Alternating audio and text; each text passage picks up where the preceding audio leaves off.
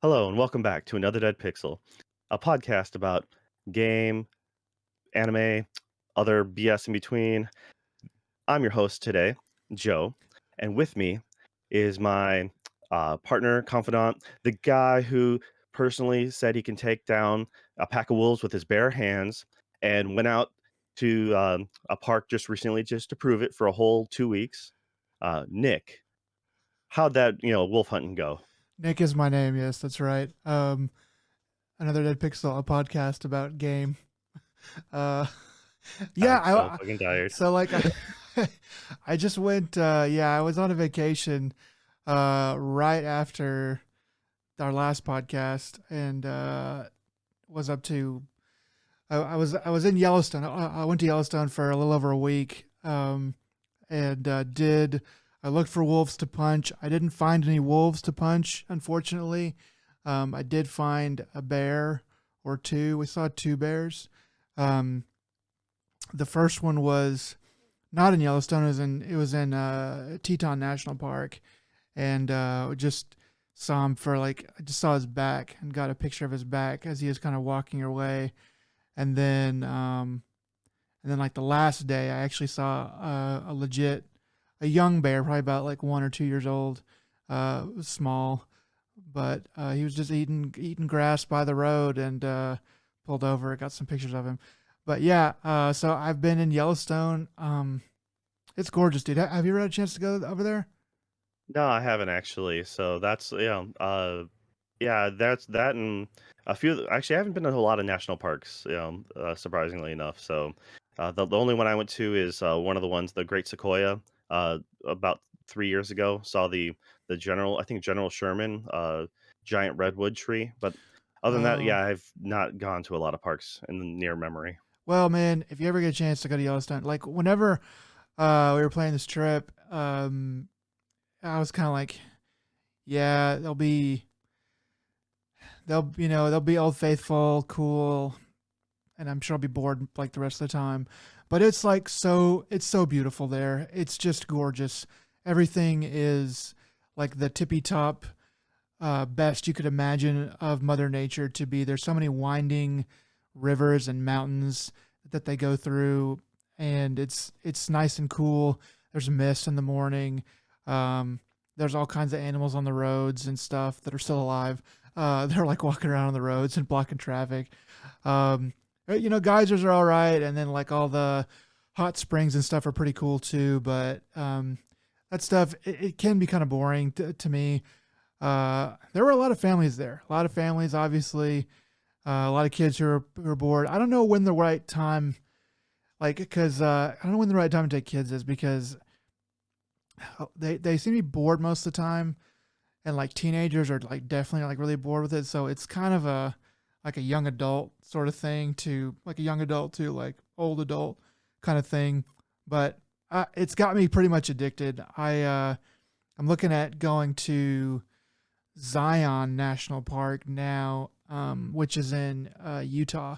I have a friend that lives in New Mexico, so I was thinking about driving out there, staying at his place for a night, and then going on because it's like an 18-hour drive. And I wanted to drive because I want to have like more supplies and stuff. But yeah, I've been buying all kinds of camping gear and stuff. Got all kinds of great pictures and video. I really wish I could have seen some wolves. Not like you mentioned it. Um, we sat down next to some British people while we were waiting for Old Faithful to go off, and they were yammering on in their British speak, and they mentioned how they saw You mean English?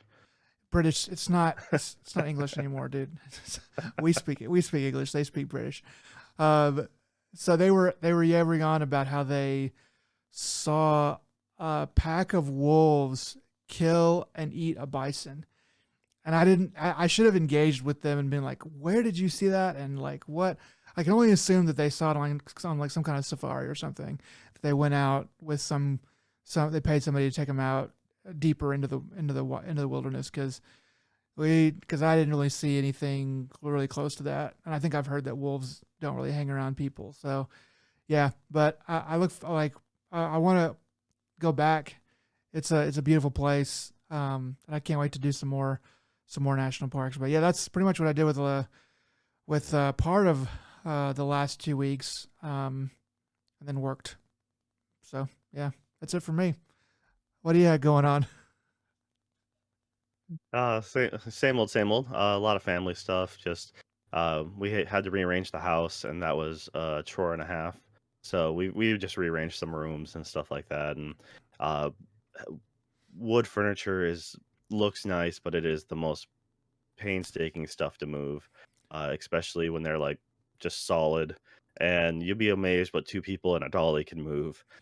Yeah, I had a buddy came down just to spend the whole weekend just to help me move, and it that's. was a couple long, long days. I mean, it's Uh, it's a little known secret, but two people in a dolly. That's how they built the pyramids. yeah, so that was so what happened was because you went on this trip, we had to record last episode a little bit early, and today we're actually shooting. Normally we'd release on Saturday, but we're actually recording now, so a day late and a dollar short. So Nick, just make sure to put that. I'd buy that for $1 right here, and go. Okay, so now if it's not there, you can blame Nick. Uh, yeah, yeah, responsibilities. But yeah, so we're recording this Saturday night, Screw you, Joe. and but yeah, so a lot has happened actually. Like I know. normally we I would, I picked the best worst time to go on vacation because, I mean, I watched a lot of this stuff, but I also didn't get to see a lot of it live. yeah, you missed all the potential like money make we could have done for like ADP presents, first reactions to and all that stuff. Like every other gaming channel there is did their own live stream, reactions. Immediately after you left, they did the uh, PlayStation presents, and then they did afterwards. You got the whole Summer Games Fest or not E3, uh, Hmm. Key Three, or as other people have been calling it. So yeah, it's just lots of gaming news all around. So because of that, we're actually going to go ahead and flip our usual roles, and we're now going to go ahead instead of talking about our personal stuff. And what we've been playing or watching, we're just going to go everything backwards. So we're going to jump straight to the news. All right. So for now, we're going to go straight to talking about what happened with Sony with their PlayStation Presents. So yeah, I got this one. Okay, go One ahead. of the first things that yeah, so one of the first things they started off with was a neat looking trailer, and coming off like kind of surprisingly, they're doing the RE4 remake. And this has been rumored or kicking around for a while, so it's not a really big surprise, but it is kind of a welcome one. Especially, it's a little bit surprising since they just did the uh, 3D or the VR version, I'm sorry, of RE4 for like Oculus and some of the others, and it's planned to eventually come out for, I think, PSVR 2. They're announcing the RE4, Hmm. and this remake is looking really good, though. It's tonally going to be different. It's I'm hoping that they keep they seem to have the same bad guy, so that means they're going to probably have some of the other ridiculous over the top stuff. Because I think if you remember correctly, RE4 is not only when they up the action, but they also jump the shark simultaneously. They went for the full campiness. Um, and it actually worked out really well for them. I never got a chance to play RE4, but I hear pretty often that it's I don't know, it's the best in the series. I do hear that pretty often. A lot of people say, two. Some people say, oh, the remake of one is amazing, and that's like their favorite. But I hear, like, for the time and like the time that it came out, probably two and four are the most highly regarded, and four being kind of a pardon the pun, but a game changer, as far as like what people expect from games. It came out on GameCube, right? Originally. Originally, it's GameCube. It was part of Capcom's 4. I think it was. It was supposed to be that. I'm probably gonna get this wrong, but like Beautiful Joe, Piano 3. It was like it was there. It might have been Killer 7 instead, not Beautiful Joe. I can't remember now. And it was like Killer 7 was a part of that, I think. And then they were supposed to have one other game that never did release as part of their like GameCube initiative push. But yeah, it was surprising because it was such a great game. It played such it went from so fans of Resident Evil series at that point. A lot some of them really hated 4 because it went from a survival game to an action game. Uh, because it went from survival horror. It's like you had the fixed cameras, but it the part where it was a game changer, as it were, and it literally changed the foundation of how we played a lot of those games is by putting the over the shoulder camera, having it feel more fluid, and it did quick time events, which was still novel at the time. Looking back on it, yeah, we all hate them to a certain extent, but uh, yeah, it was actually really unique and it was really cool. It kept you on your toes during the cutscene because up until then you're like, I'm just going to relax and watch this little thing play out, and all of a sudden, up comes an A prompt, and then you're like, oh, what? And then you just died, and you're like, all right, and then yeah. So You got to that's, react to it. uh, Yeah. yep, that was it. The game was amazing though. I personally really like it. It's one of my favorites in the series. Having them remake it and make it gritty, it looks like they're gonna make it really pretty. I'm sure they'll make their own special touches to it because, for example, when they did the recent RE2 remake, that one is has all the same beats, but it does have its own special flair to it. And I'm hoping they do the same thing with RE4 because they can change a few things to make it a little bit more entertaining or modern, I guess, because having this little tiny Napoleon dude, attack you in a giant, metal statue, uh, maybe not the most, convincing of gameplay elements for this time around. Yeah. So I mean, like this one is I don't know. I guess 3 is yeah. I would say this remake is the most probably closely related of all the ones they've done so far. You look at the original Resident Evil 4 and it's a dated but still kind of a modern game. So the changes that they're going to make um, seem like less of a jump. There's going to be like less artistic license, a little bit more of an upres than the other ones, which were like, well, we got to change all this polygons, these like 32 bits into, way, way more. This one is like, okay, the models are kind of there. The idea was already fleshed out in a modern way. It just needs to be upgraded to more modern sensibilities. yeah, you're right about that, but they actually, I don't know if you knew about it, but there was the modding community. They had recently made their own high texture HD repack for RE4 I to believe the it. point where, yeah, the point where people found like photos of like the castles and stuff like that, and that things were based off of, and took those images and made their own remodeling of textures and such. Some people through the community were able to actually go to physical locations because they couldn't find a close enough proximity, so they'd go to physical locations and take photos for this project to re-render them. Dude, Uh, stuff people will so do. there's a huge mod for this already now, and I actually want to get around to playing that one. Just and now with this one coming out, I really want to do it just so I can compare the two. What can the actual AAA studio compete with the diehard fans? That's what I want to know. Yeah, I mean the advantage they have is just a centralization of work, and the fans can kind of take as long as they want. The studio though has to churn out stuff, so it's a little bit of a mismatch there. They But both you have also, in theory, advantages, the studio will have the high resources and equipment to do what's necessary. Well, fans, it's whatever is out of their own pocket, so it's going to but be a little bit more difficult that way. you're right. But I mean, I'm amazed at how often like fans fix stuff that studios miss, and they fix it fast and they fix it simply. I mean, like this is getting to be a dated example, I guess, but the um, the first season or one of those seasons of Mandalorian, spoilers, they have Luke Skywalker come out, and they only have him for like a second or two or whatever, because the facial mapping technology was too difficult to do for very long. Well, some dude uh like fixed it and made it better and did it in like a fraction of the time, and so they hired that guy.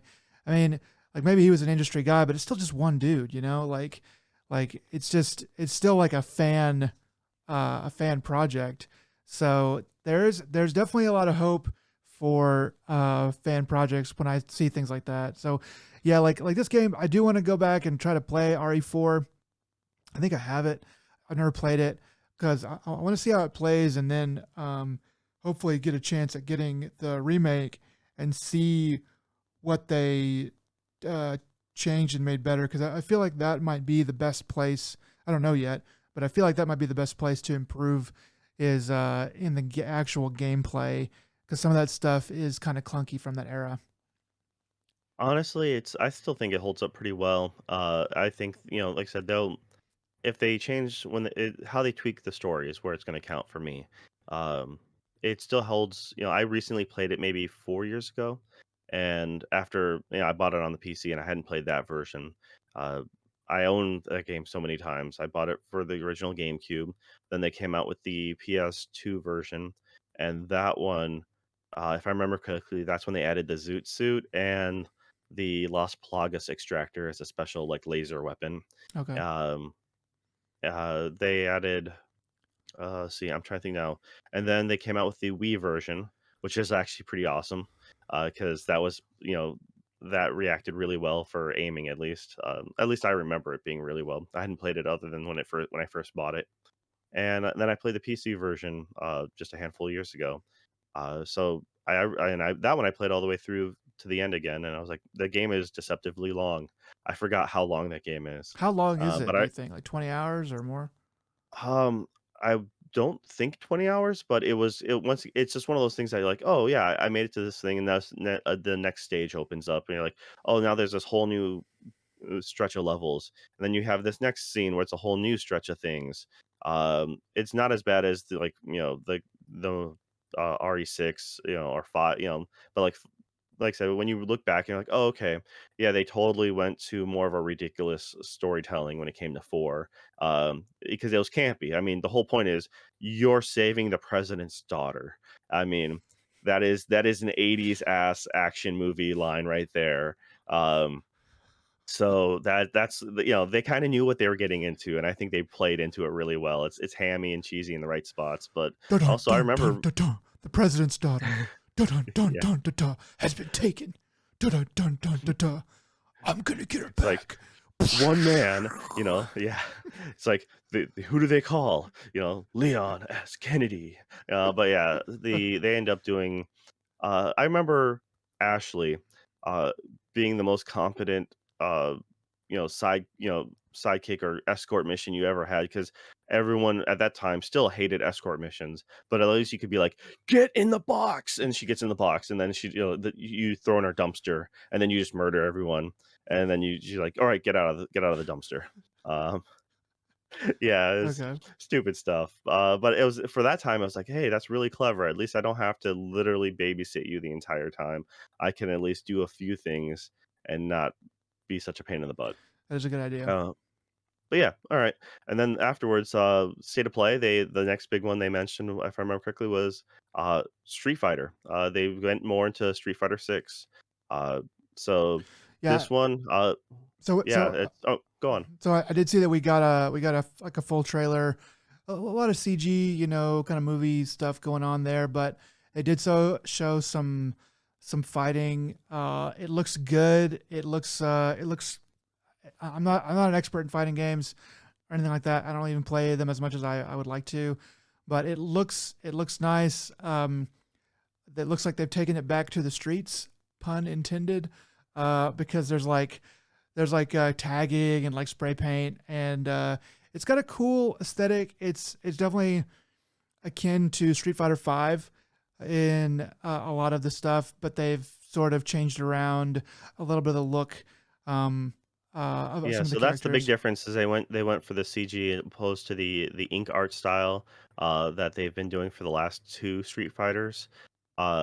And this one as far as canon goes, takes place after Street Fighter 3. Oh, okay. And so that's why you have a lot of the younger people, the new characters, and then that's why you have all the veterans looking as old as they are, is because Street Fighter 3 was already like the next generation, and you had people who either loved it or hated it, and they came, like you don't have my normal my normal characters now. I'm angry, and so that's kind of why they stayed away from it for so long. Yeah, So it's kind of a I didn't gutsy move to try to push forward like I this. didn't see how many characters they had. Did you see? Because I only saw like, well, like Ryu, Chun Li, and like two others that they showed. I think in the trailer. I'm sure They they're gonna had have like Akuma and Guile, they stuff, had right? that new guy from 5, which I have 0 care for. He was, like, the last DLC character, and so he's now the primary, like, main focal character of the new one. Okay. Uh, th the Some of the neat things that are showing for this is they have, like, a free roaming mode, and that they showed a little bit, and I'm wondering That this was instantly interesting. brought me back to, an old PS1 game, called, Tobal Number 1. Hmm. And this was Akira Toriyama art style, fighting game, and they had, like, their own adventure mode, as it were, so you'd go through kinda like a dungeon, and you had a one-on-one fighting game, but then also you had this, like, uh, actual, like, dungeon crawling kinda aspect to it. I'm like, "That was really neat at the time," but the copy I had was all in, Japanese, so the menu system was super hard for me as a middle schooler to try to figure out. Yeah. Um, the biggest part of that Tobal Number 1 game is it came with a sampler CD for, flipping Final Fantasy VII. So, like, I bought this game because it has Final Fantasy in there. So that's kind of why you did it. And like this game's actually really awesome. And it also had the same dude who did Dragon Ball. So like I was sold, but I think Tobal number 2 never came out to America if I remember correctly. Okay. Uh, so yeah, that's what it reminds me of is this free roaming mode kind of reminds me of that. Yeah. Though It, at the very end they showed that stupid lobby. I'm not happy with that. I guess that didn't register with me, but the free roaming mode looked a little bit low poly or whatever. It was kind of just like, all right, here's a thing. So that part was a little bit disappointing. It might, if they can upgrade that, or maybe with DLC or something, or patches or whatever, make it a little better. That would be cool. Um, it could be cool. It just seems like, why don't you just give me a menu and let me just like, I'm here to fight. I'm not here to like walk around and try to find fights. Um, but we'll see how it actually works out. So I'll be picking up Street Fighter 6 as soon as that comes out, probably. Yeah, I don't know. I haven't gotten into a Street Fighter since 4, and then I just kind of fell off with all the DLC. So that's, I would like to say I'm going to get 6, and maybe I I'll have mean, to have a bet with you, and we'll do a challenge I, throwdown or something at the I, time. But I would like it if you do, because or pick any fighting game, because I'd like to play against you in something. I haven't been playing. I've not been playing King of Fighters, and I keep kicking myself for that. I did play it a little bit, and I was like, "Oh, this is hard," and then I did something else. But I've been meaning to get back into that game, so I just like every time I buy a fighting game, I'm just like, "Oh, I want to play this," and it's harder than I remember, and then I'm just like, "Oh, I'll do something else." So yeah, I it's a was hard always a life. Street Fighter fan. I really like the mechanics behind Street Fighter. When it came to anything more technical, King of Fighters or Virtual Fighter or anything like that, that's I was always never as good at those than I was at Street Fighter. That was more my muscle memory. I spent so much time on that, so that is the one I feel most comfortable with. I'm kind of curious to see how the roster pans out. I think there was a leak about the whole roster. I've stayed away from it though, so not really so much good for news portion, I guess. I should have probably looked into it, but I would like to keep some surprise for myself. Yeah. And yeah, all right. Well, next up was that I know you're excited about is the Final Fantasy 16, Yeah, and excited is a strong word to use. Yeah, I'm more excited. I'm more excited for the Final Fantasy remake stuff, 7 remake stuff. Final Fantasy 16, man, some beautiful CG movies. The gameplay, what they showed of it, looks okay. I'm not a big fan of it feels like a second try at 15. I played about 10 hours of 15 and was bored out of my mind. I wanted to like it, but like at some point you're just like, man, this is just boring. Um, it looked really cool. It looked cool, and the combat wasn't terrible. 16, hopefully, it looks like it's going to be about the summons, because those were front and center, and they even like whisper Ifrit at the end, and I'm like, well, he's kind of like a second. Oh, they actually sing out all the summons during that trailer. Oh yeah. As they're showing the summons there, that's I completely forgot that trailer until you just mentioned that, and I'm like, "Oh, yeah, Well, that's I right, they're know singing all their that. I names." mean, like I know that. Like they talk about them all, but like the one that they mention last and they whisper it, being Ifrit, is like, why are they doing that? Is this so? First of all, like, why are they putting the summons so front? I mean, they were like almost over half the trailer. Um, It has to do with the gods fighting again or something like that. It's just, so it correlates to some of the older Final Fantasy, like, story lore. I honestly bailed out of Final Fantasy hardcore after 13. yeah, Just did not jive with me at all, and everything else after that's just kind of a blur. I just stopped paying attention to Final Fantasy, it's and then I was really upset with the remake, for 7 remake. it's changed. So yeah. It's changed too much from what it was. It used to be more bespoke and more about like kind of building a narrative and not really knowing what's really going on. And I just feel like they've gone away from that. It's just a different studio from what it used to be, 20 getting on 25 years ago. um, and that's just kind of the way that it's going to be. But 16, I'm not too excited about it. It looks all right. I will probably buy it if I have a PS5 by that time, because I am weak and stupid. But otherwise, I'm not going to really think about it until that time comes. All right. Yeah, well, the thing I will be buying eventually, like, the thing that'll make me buy a PS5 is going to be the PSVR 2. Oh yeah. And they did a lot of announcing for this. One of the things they announced was Resident Evil Village coming out, just like when the Resident Evil 6 when that came out. I'm sorry, 7. When that came out, they did the whole VR bit, and now they're doing this again. So Village here going from first person to VR now. That's gonna now you can see your big, tall, beautiful lady up close and personal. You can see all the violence done to Ethan, for up again. So they know what the fans want. No, it'll be fun. I think that'll be really cool to see. Uh, Whoever I ha- whoever designed that big lady made a deal with the devil and was like, I need something that is going to make the internet explode for years to come, maybe forever. And the devil was like, all right, a big lady and a big hat. Because so people lose their mind I over it. actually hadn't played 7 or 7. I'm sorry, I haven't played Village. Yeah. I played a little bit of 7. Village, though, on the other hand, I have stayed away from, hoping that they would that would come to VR. So that's actually like, all right, cool. I'm glad I held off on that. And they're actually coming out with DLC. So I'm kind of jumping ahead to what was recently announced at the um, during the not E3, and they just announced 3 things of DLC for Resident Evil Village. One of which is going to be story campaign. So it's going to be story mode that takes place quite a few years later, and it takes. I don't really want to spoil anything for anyone who doesn't want to know anything about it. So if you don't want anything to know about it, just fucking don't look it up. But essentially, it's one of the characters far in like kind of far into the future, returning back to the village, um, and that part's okay. It's interesting. They're doing a new mercenaries mode, which people really like the mercenaries mode, and that's where you're gonna have the big lady. I can't remember her name now. Starts with a D. Uh, Not to me, I can't remember. I can't even try to pronounce it. I'll butcher it.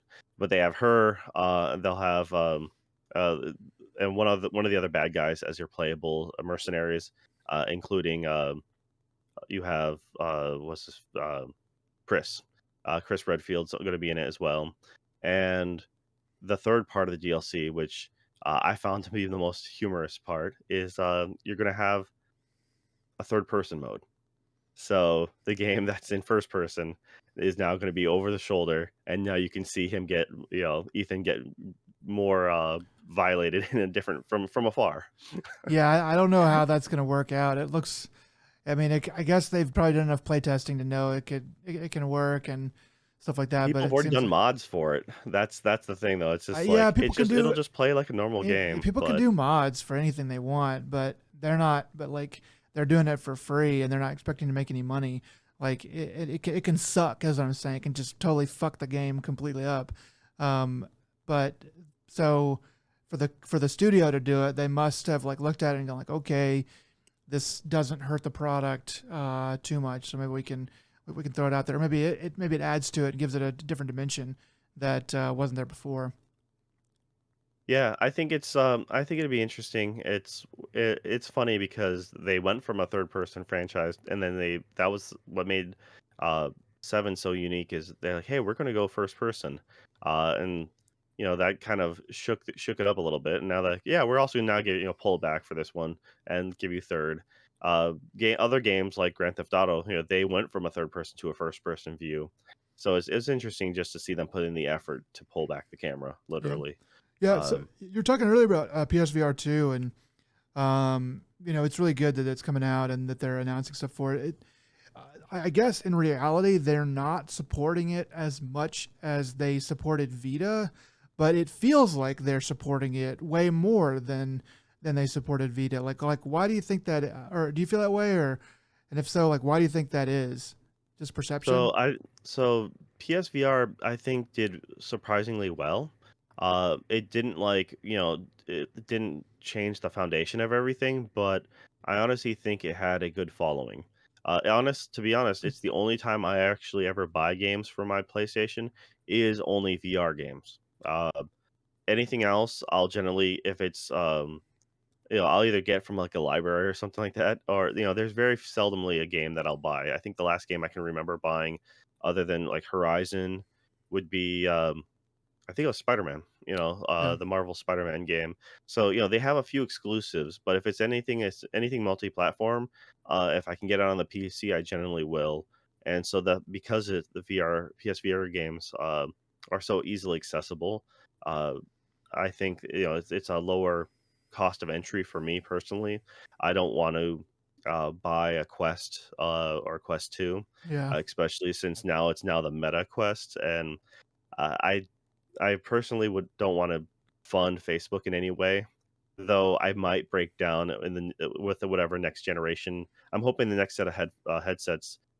There's someone else who comes out with a good one that's at an affordable cost, like the Quest, yeah, because there's enough modding community when it comes to games like Beat Saber to put in other songs that aren't originally on there, and I think that would be really nice to do is to play games like that that have their own custom soundtracks that you can put in or yeah. that other fans have put in. So that's kind of what I want to get, but I don't want to spend big money like on anything like Steam makes or anything like that. So Yeah, well, maybe they're seeing that attach rate. They're like, well, we you didn't make, you don't sell just a ton of PSVR, but sold enough, and people that are buying PSVR, I would imagine are buying games for it.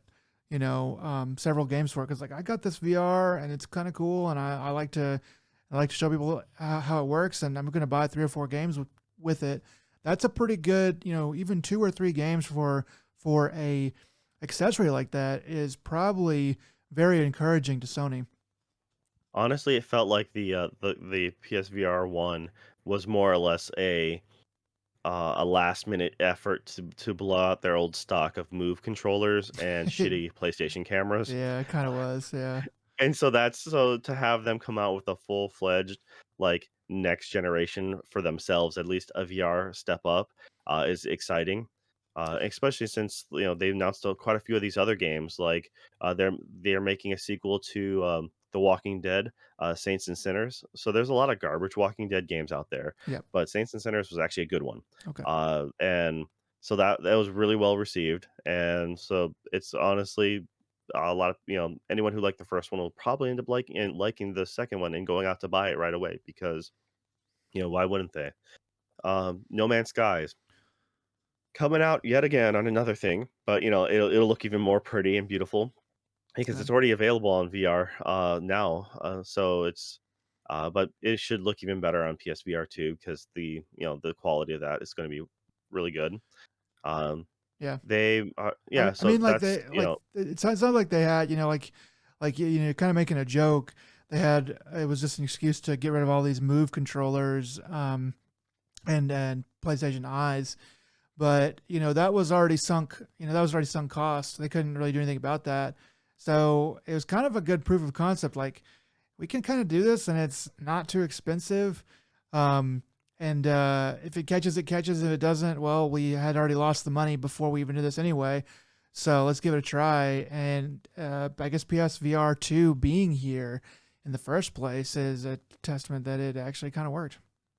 yeah. And there was some more stuff mentioned about that New Horizons game coming out, but to get back to your original question, is I think they are more supportive of VR than they ever were of the Vita. Yeah. I mean, the Vita was a really cool concept that they realized real quickly that they don't have the ability to make um, AAA games to the quality that they want to, and quickly became a thing that people weren't really looking for that AAA experience. And it actually found a better home for a lot of the third party stuff. Yeah, they became an indie, a real good indie powerhouse until the Switch came along. So Yeah. Yeah. yeah, It's yeah. true. They also mentioned the game called Stray, and I think this is right up your alley, as it were. Yeah, I didn't see anything that they posted about this. I've already kind of decided I'm good. I just want to play it, you know. But what did they say about it? Anything new? Um, they just showed the one trailer that I hadn't seen it before. I just knew I heard about it before. I seen still shots, so they showed just a simple trailer, and I'm like, all right, yeah, this is totally any game with a cat is totally a Nick game. So I like that's kind of the way I cats. looked at it. I like dogs. I like animals. It looks cool. Got a good aesthetic. It looks like an interesting thing to do. So I'm excited about it. They announced that the Marvel Spider-Man is coming to PC. So that'll be cool. Yeah. Yeah, I mean every time you just have to wait nowadays. Like you pretty much just have to wait.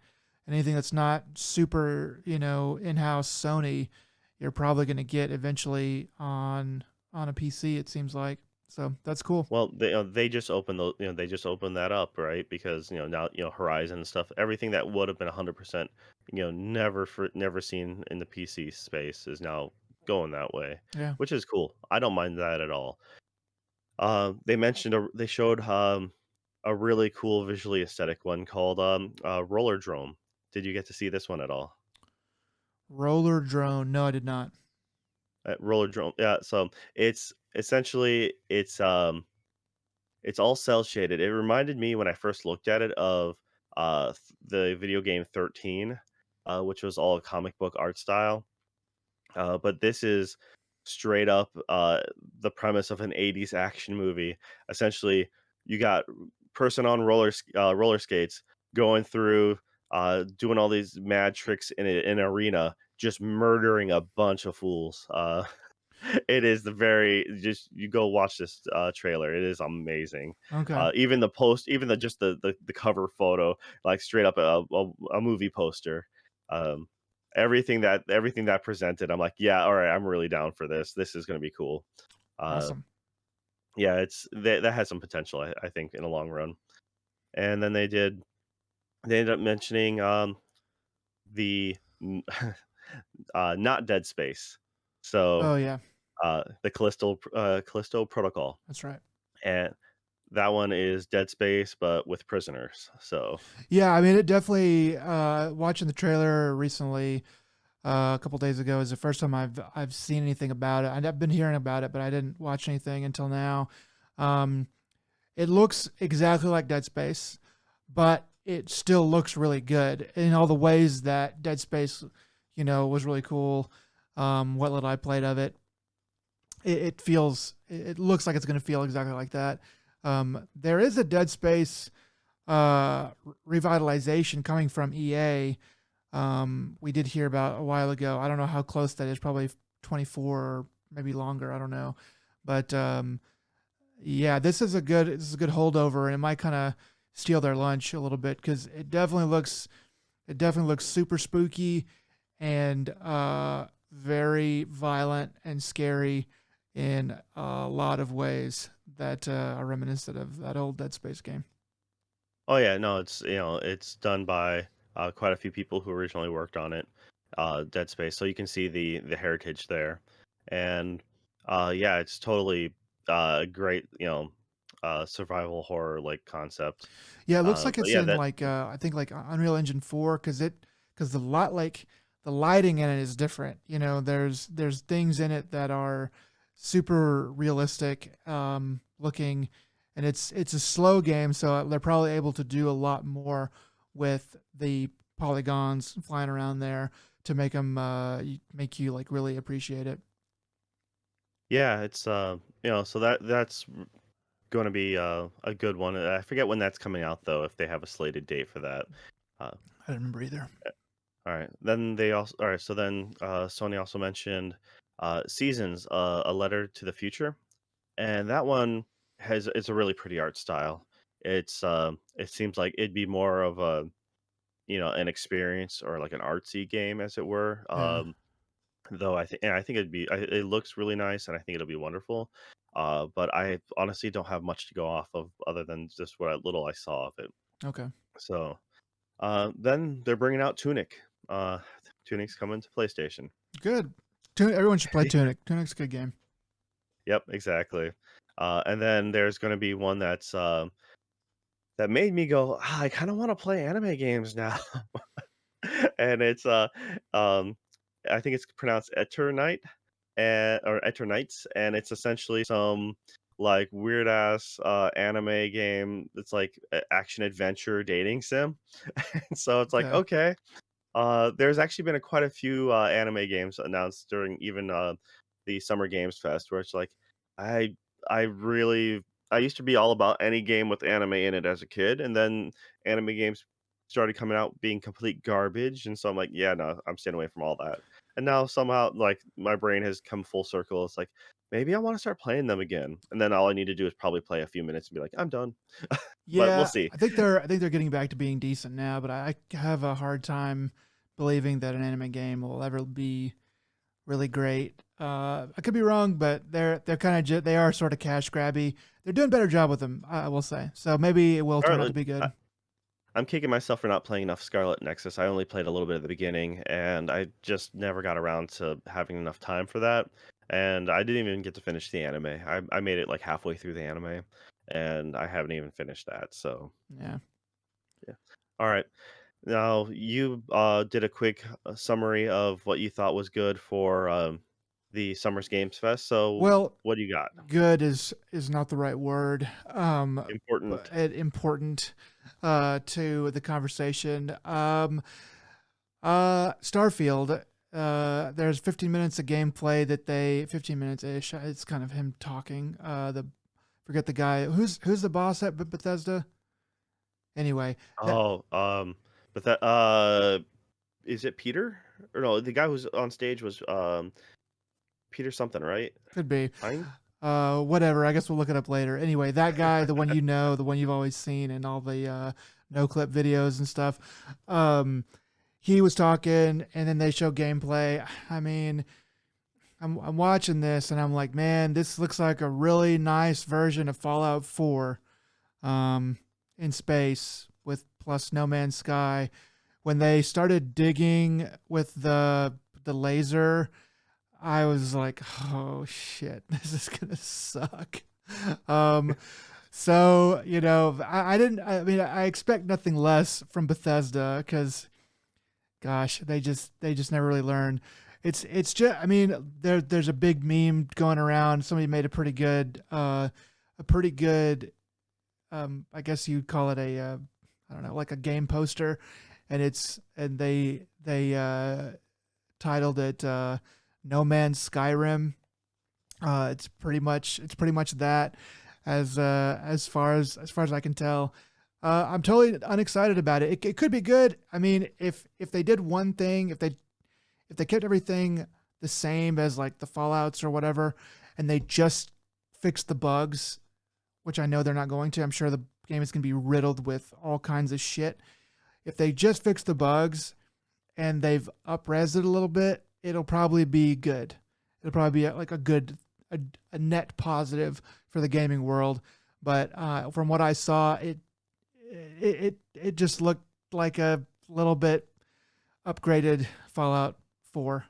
But we'll see. Maybe the Sky Combat will be pretty cool, or you'll be able to do more stuff. Anyway, I feel like I'm one of the only people who's had like zero interest in this game from the start. I feel like I should be more excited about it, but for some reason it just nothing about it has triggered any sense of like excitement or euphoria. well, It may come out and I may really end up loving it, but currently it's not registering anything as far as giving me a pulse to be excited about. I mean, it's Bethesda. Like the most recent thing we have, big thing we have from them is what Fallout 76, and that was a colossal disaster.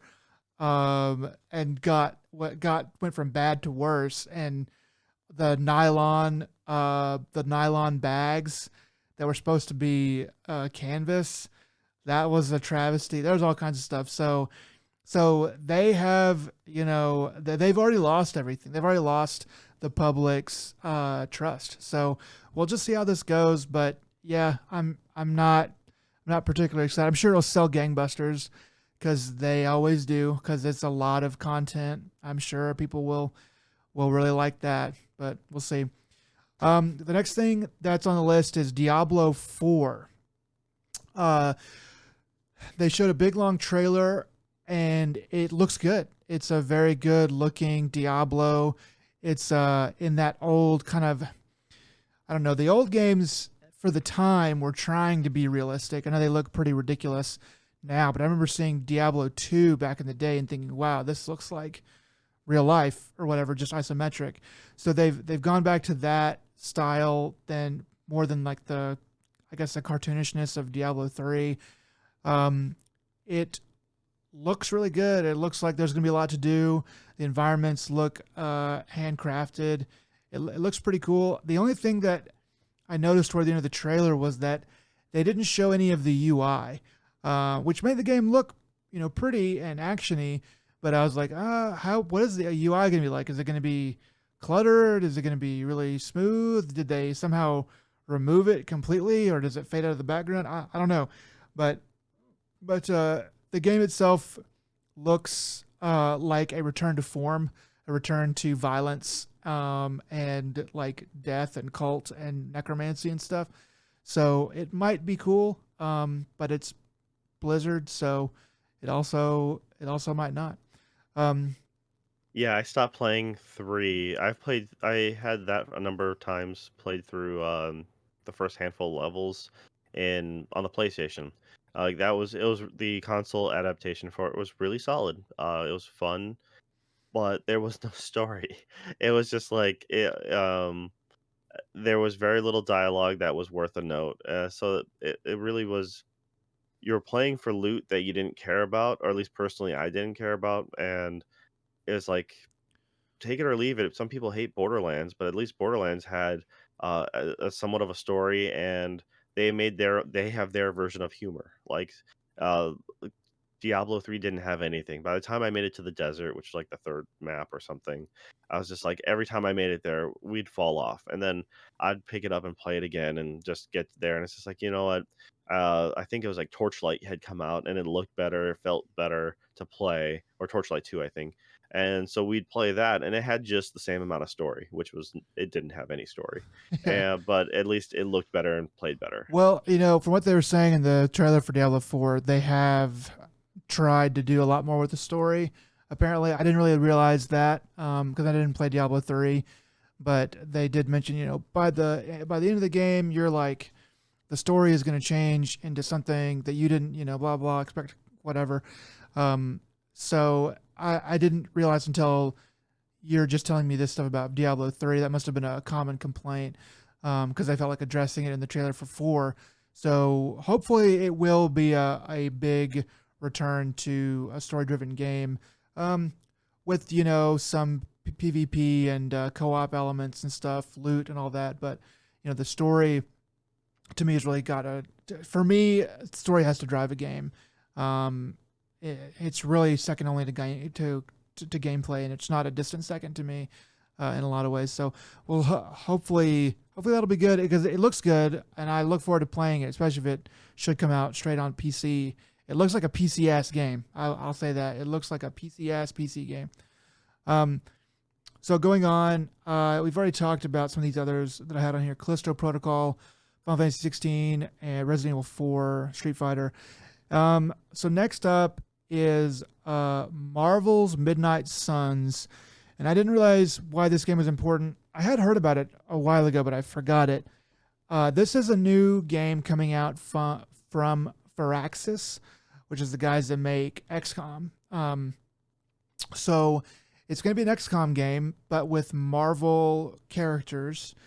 The way they show it so they don't actually show any gameplay, which I was disappointed by. It was all like CG cutscene stuff, and the way they make it look, they make it look like you're fighting other superpowered beings, and like those aren't really like troops. I don't really understand because like in XCOM you're fighting, the ground forces of the alien invaders and stuff like that. And these guys all look like named boss characters essentially, but maybe that's just the way they cut it for the CG trailer. And whenever you actually get into the game, that's going to be like this alien dude's a boss, and this alien superpowered lady is a boss, and they have all kinds of henchmen and stuff. But that looks like it could be good. I'm excited. I liked the XCOM games, and I could use another one. Seems cool. I mean, Firaxis also did the Civilization game, so I don't that's care what about. I always knew them Yeah, as. Yeah, yeah. They it's like actually. so. That's probably the I bigger think thing. a Marvel Civilization game would be more up their alley than XCOM. Just trying to see them Yeah. managing things from afar. No, as far as the XCOM goes, though, I loved the XCOM reboot that happened, and then I did not actually play any of XCOM 2 that came out. Me neither. I Um, was wanted to.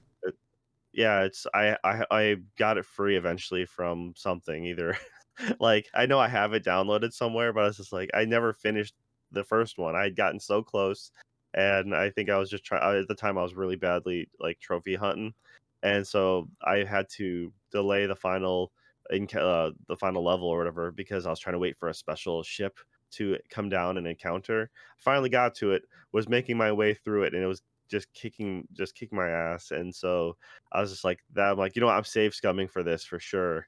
And I think I'm somewhere. My save is somewhere halfway through that ship, Man. and I just never got around to finishing that ship. And then the subsequent like final battle, that was because I knew it was like right around the corner. It's like, hey, you got the thing to do the thing. Like, do you want to do it? I'm like, yeah, wait, just wait a little longer. And yeah, so it's because I never beat that one. I never wanted to get around to.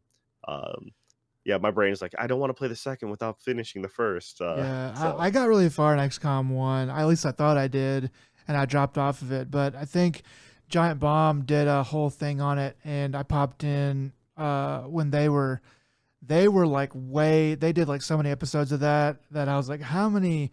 It's just hours and hours and hours of them playing, and I dropped in on that, and they were in a totally different landscape than anything that I had seen in the game, and I was like, maybe this game just goes on way longer than I imagined. But anyway, no, the as far as the Midnight Suns goes, I'm looking at this and I'm like, I just don't like a lot of the character design. I mean, Uh, it was just the costumes and some of their appeal, like, it just doesn't fit with me, so I really kinda tuned it out, and I actually forgot it was Firaxis when until you mentioned it. I'm like, I just remember seeing the trailer being like, "This looks really bad," as well, far as the quality of, art and style. yeah, I mean, like just watching the trailer, I was like, okay, whatever. And then, but I was like, this kind of feels like XCOM. Something about the way the characters were moving in the CG movies, and I was like, this feels like XCOM. And then they show Firaxis at the end. I was like, oh yeah.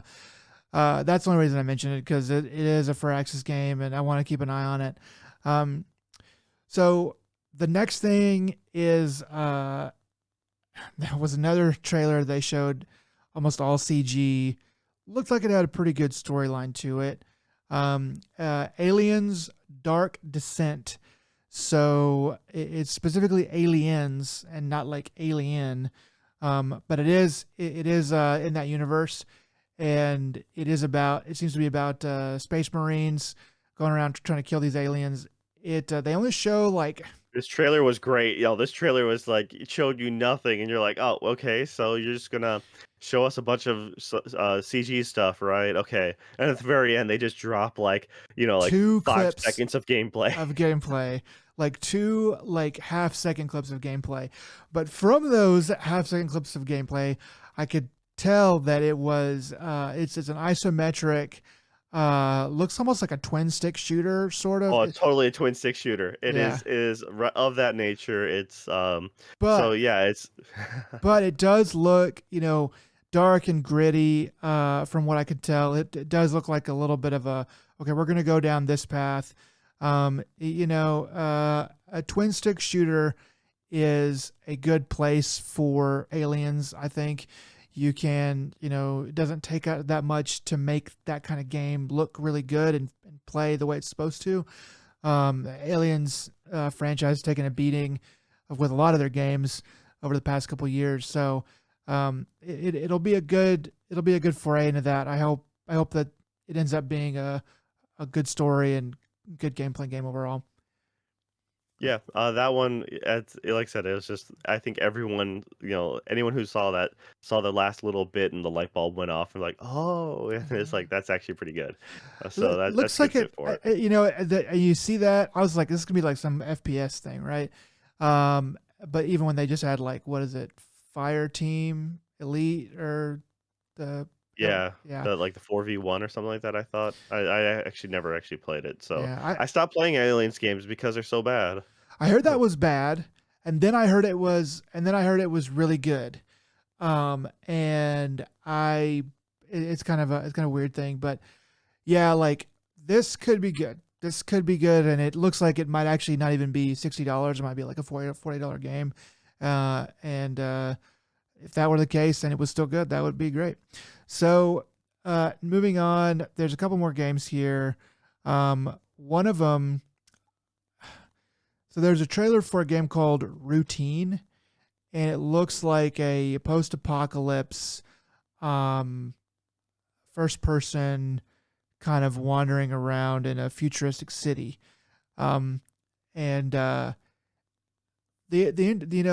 it's kind of horror esque, and there's robots and stuff, and then like one grabs you, in the trailer. But what kind of interested me about this, because I was reading about it. Apparently, this game was first talked about, introduced 9 years ago, back in 2013, and I must have missed it back then because I didn't hear anything about it. So now I don't know what the story is behind there, but I was like, oh, okay, that's interesting. The game itself looks like a kind of survival horror esque thing. Looks interesting. We'll see what else Yeah, they it got does. to It go. has a neat aesthetic. It looks like it could be, if it's not too long, I think it'd be really like if they do it on the shorter side, I think it'd be a nice, tight, fun game. That's just my thought though on it. Yeah. So next up, Saints Row 6. That is more um, up your alley, I think. I didn't see too much gameplay, or at least I couldn't tell if how much of it was gameplay. But did you So happen to they see anything showed a about bit. They this? showed a bit of gameplay. Well, no, not really. They've just been showing trailers of it, but they've been pushing their boss factory, which is like their website where you can create. It's a character creation tool, is what it is. And the game's always been really robust with character customization. Uh, I played the crap out of Saints Row the Third. I've beaten that game on multiple systems, multiple times because different friends, and I was always down to replay it because if you're looking for a game to play with some buddies, you want something silly, fun, and it's a great something to do in the background. as you're talking and catching up, then that's the perfect game. I generally do one of two things. I would make my character look like Bruce Willis, and, or I would choose the Cockney accent, and then I'd make my character look like Jason Statham, and then I just play the whole game as them. Uh, That's, yeah, it's, I remember, Saints Row, this when the second one came out, one of my, coworkers ended up just making Spock, and he just played the whole game as Spock, gangbanger Spock, Those so games are always great for how wacky they're going to be. I can't really how wacky what they were. I can't tell how this one's going to be. It looks like it's going to be in the same vein. Hopefully, it'll be just sort of a next generation uh, type of Saints Row game with maybe some cool things added. But yeah, haven't seen too they much. kind So of lost a lot of fans, a lot of that, when they with the most recent one they had come out with, and they had some DLC and stuff like that, and it's just it just there was something missing about it, I guess, because I think the Saints Row the Third hit it was the right place, the right time, and so I'm not really sure how they're gonna make this one roll out because the whole concept is you're making your gang from the ground up, and so you're kind of or you're like bringing the Saints back, but it's it seems like it's a new crew, and they are already going to in like the wackiness because the Saints Row franchise went from a serious GTA clone to as each progressed to making it more crazy and wacky to the point where like, okay, you really lost us in the most recent one. And so they're like, now they're trying to tone it back but yeah, at the same time, the first gameplay trailer has them driving in reverse on rooftops. So of course, I'm like, all right, we'll see how this plays out. Will most definitely give it a shot. I like it enough to at least try that. yeah, So we'll see how it goes. A couple more games that I thought were interesting. Warhammer 40K Dark Tide. This I think you mentioned we were playing a game a few days ago together, and I think this is a game you mentioned seeing. You thought it looked pretty good. I think. it looks no, this one looks like a good game. The one I was mentioning before was the first person shooter that they came out with not that long ago, and that's when I had the huge urge to play all of a sudden, out of nowhere. It's just like I really wanted to play that one, and I can't remember the name of it for the life of me. I think it starts with an N. So, but yeah, that one was Warhammer. Uh, the franchise of Warhammer is pretty amazing for the 40K series It because is. they're pretty much like we'll let anyone do their own thing to it. Just kind of like Star Wars, but at least these games come out. Uh, Yeah, these games do come out. There's a good amount of them. Some of them suck real bad. Some of them are just okay. There hasn't really been any great ones. I think so. I did for a while there follow some people who were into mini painting, and they talked a lot about kind of the Warhammer news. Total Biscuit back in the day, he loved Warhammer, and he would play those like mid tier games and talk about them. I think they are starting to be a little bit more picky about who they allow to do it, or they're putting certain aspects of what is it called? Games Workshop is putting out more kind of effort into making better games, video games for their properties. This game, Dark Tide, looks pretty good. so I think this was being promoted as an RTS again, but but I don't remember them showing much actual gameplay. So it was like, well, then So the gameplay that I saw was all FPS. oh, Was was it Yeah, okay? it was, and it was like it was fast. There was a lot of it wasn't Doom fast, but it was fast. There was a lot of enemies. There's a lot of shooting, killing, melee, chainsawing, kind of a Okay, then I have my trailers mixed up for sure. But no, the one I was thinking of is Necromunda Hired Gun oh, because okay. that one gives you that your dog like your cyborg dog uh, as your partner in that one. So Oh yes, yeah, you're I'm telling wondering me if about it's the that. same team that did that one. I'm not 100% sure, but if Well, it is the same team, then for sure it has a good pedigree. I mean, this one, there looks like there's a lot going on in the trailer. A lot of the backgrounds, a lot of the environments have a lot of detail to them. And the missions seem to be like not just kill everything, but like, hey, take this, get the team, take this thing to the thing, do the thing, and get off the ship or whatever. So it looks like it might actually have a little bit more robust story going on for what they're trying to do. But look pretty cool. We'll just see how it goes. Yeah, apparently it's being developed and published by Fat Shark. I haven't heard of them before, so New to me. um, yeah. But anyways, they're hopefully they do do this.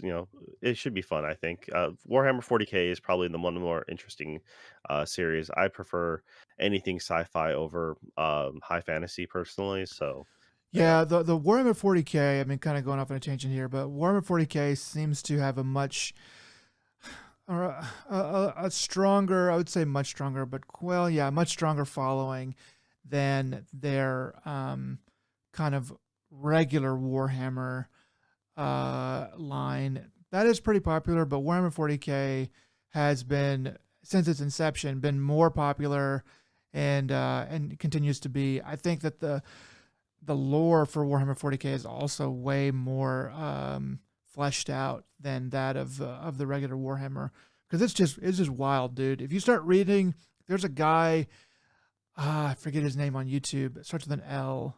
Luton, Leutin, and all he does is read Warhammer books and make videos like hour and hours long videos where he talks about the lore of Warhammer 40K.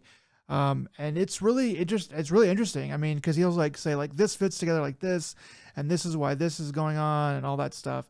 And it's good to listen to when you're just like doing kind of mindless work or whatever. It's a wild like I kind of got into it a little bit. It's too much. It's too much of a world for me, but it's definitely has my respect. It's very very cool. Um, yeah, so for sure. so the next game on here is Redfall. Um, so I watched a trailer for this. Looks pretty good. Looks pretty cool.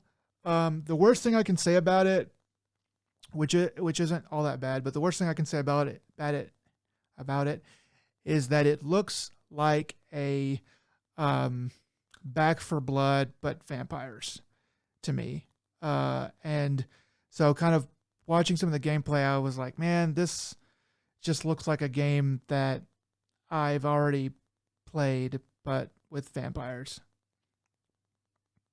I mean, Yeah, it's so the original one kind of it made it this gameplay trailer really does make it feel different. It's listening to their dialogue a little bit more and just it does feel like they're trying to go more of the I guess Borderlands route or just the more lighthearted talkiness of it. it's cutesy, Um yeah. So, because before it felt like it was more serious and gritty, but now it's just like, they explained a lot, or I felt they kind of gave a proper vibe over it. But I've also heard rumor that their first build of that game was not well received. But this is, you know, three times removed now because I'm hearing it from someone else who heard Heard it, it. Yeah. like so. Uh, like honestly, I think it'd be, I don't think it's I went from, like, really high excited to now it's like, maybe I'm tepid now. It's like, I'll play it, and if I have enough like I said, Back for Blood, most people didn't really care for it in the end. I had enough people to play with, and I enjoyed my time playing with my friends. Not so much the actual story, because that game, the way they presented story was trash. Yeah. It was, like, no cutscenes, and it was just random talking in the background, and it was really hard to hear if you weren't standing in the right position. So, because of that, I'm a really big fan of story. If this has a good enough story, I think it'll really push it through. But I'm not hopeful right now. That trailer actually put, like it did not Put a do any damper. favors in my opinion. Yeah, maybe it'll end up being good or whatever. But yeah, there's going to be plenty of things that are going to push it out of the way for getting my attention for games to finish out or even touch this year. Okay, so next game up, Skate Story, and I was going to skip over this game, but I was getting kind of tired as I was watching all these trailers, and I was like, this looks like whatever. But I read that it's like the most like of all the stuff that came out, it's one of the more kind of stylistic games. And I watched it, watched this trailer, and it is like a very weird, cool aesthetic. It has got style, man. The music really got me. I was like, okay, they know what they're doing with this music. So you're a so the trailer says you're a demon made of glass and you don't know anything, but you know you must skate. And so like you skate around and you go through these levels or worlds which are in this kind of dreamscape, and if you like fail or mess up a thing and fall off your board while you're skating, obviously you fall and you're made of glass, so you just shatter in like a million pieces, and then like it starts you over. And I was like, okay. And you have this cape. I think it's really weird. It definitely is like a video game where it's like, man, I just want to see what the hell they're trying to tell me with this They game. call me Mr. They Glass. call me Mr. Uh, Glass. Yeah, so yeah, no, this it's like it's a good reason for a runner, I guess. Is if you had to, that's what it made me feel like. It's like, oh, okay, you're just a runner. yeah. It probably I know I'm super simplifying it, and I know I'm probably wrong, but that's just how it felt. Like, okay, you just got to keep on going and don't stop, and then uh, It could be, but the way it's like the way that they showed the trailer, I couldn't really tell if I was looking at gameplay because a lot of times the camera would come around in front of the character as they're moving through the world. So it's like, well, you can't see where you're going. So I couldn't tell if it was all like how much of it was gameplay and how much of it was, a CG movie that was playing for me. So yeah, anyway, okay, I see that. it definitely has style, and I'll be trying to get my hands on it at least a little bit if it's not prohibitively expensive. Looks like it might be kind of cheap, like 40 or something. We'll see. The last game on the list here is one. This has been a big year for announcements for survival horror.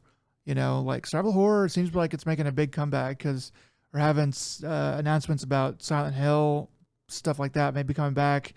We'll see. But this last one is a game called Signalis, and it's a bit of a retro, made to look like a retro, PS1, PS2 era It game. looks like it reminds me of a PC-88 game. All right, Um, so it's totally it has the aesthetic of those anime games from back then. exactly. Something like an old Snatchers, which like Hideo Kojima original game. It's like which usually has really great soundtracks to a lot of those games too. It has that like right gritty chip tune sound. Yeah, So it has the right aesthetic. This has also kind of been coming back in a little ways.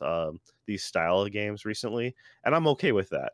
Um, so I forget there was a game on Epic that I just recently saw that was very much in. It actually, I'm like, this game looks like an older game, and I looked into it and I delved down in a PC-88 like music rabbit hole for like hours that night. it's It was super. pretty bad. That stuff is all really interesting. That whole world, man. Getting like having a PC 88 would have been so cool. Probably, I mean, that thing was like insanely expensive, right? And all the games were really expensive for that too, right? Yeah, it was one of those things that it changed. It was like the to the best of my knowledge, it was like the high watermark. It lasted so long in Japan. I mean, a lot of that stuff ended up coming out to other things because you had a lot of those games eventually make their way to like Sega CD and stuff like Oh yeah, hints Snatchers and Sylphid and stuff like that. yeah. But you'd also get like other well-noted games. Like I'm pretty sure you got like Mario and stuff on there too, which was like insane because That's wild. uh, Yeah, yeah. yeah. There's a guy. He does. There's a guy called Thor High Heels on YouTube, and he talks about basically like bad games from old generations or like weird periods in time. I think he has a PC 88 video. He does some pretty cool stuff. He's pretty funny. He's kind of low key humor, but he's a pretty cool guy. So check out some of his videos if you want to know more about some of the weirder games in gaming history.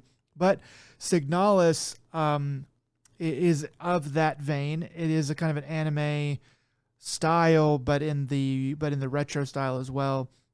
Survival horror, sci-fi. You're going through a station or somewhere, and it's very the aesthetic is really cool, and it looks like it's got some good puzzles and some good mystery. They look like they know what they're doing with it. So that is one that looks like looks really interesting to me.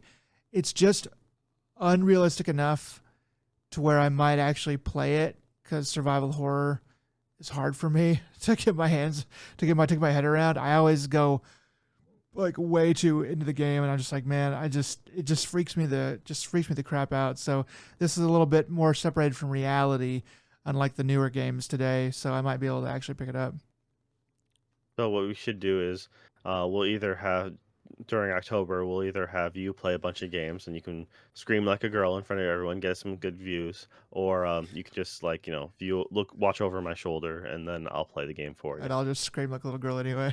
Yeah. So, all right, yeah. So that was it for what you got on there. But I'm gonna just go over some of the other things that were mentioned in the Xbox showcase that just weren't on this list. There was a lot of overlap, but one of the things I thought was funny and I enjoyed was the Forza Horizon 5 DLC is going to be Hot Wheels. Um, so they're Okay. doing this. Like, they did it in 4, I believe, as well. So they've already done the Hot Wheels once before, but man, it looks so good. It's like the closest thing you're going to get to that to Speed Racer. The game. Yeah. Well, that's cool.